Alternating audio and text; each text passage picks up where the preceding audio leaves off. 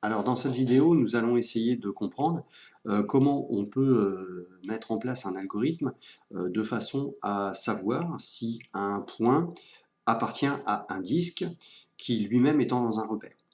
Alors la solution qui est proposée, c'est tout simplement, donc si on regarde cette figure, donc nous avons bien un repère ici, un disque d'origine C.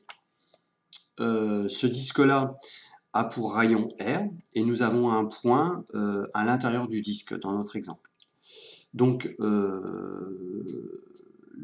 le point à l'intérieur du disque a des coordonnées par rapport au repère initial.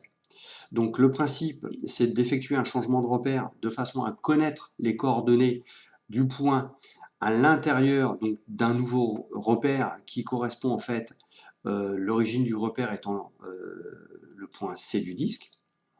Donc on va connaître les coordonnées en fait du vecteur CA.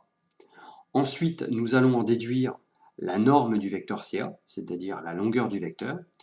Il suffira tout simplement de comparer la longueur du vecteur CA par rapport au rayon du disque. Si le vecteur CA est plus petit que le rayon du disque, c'est que le point appartient bien au disque.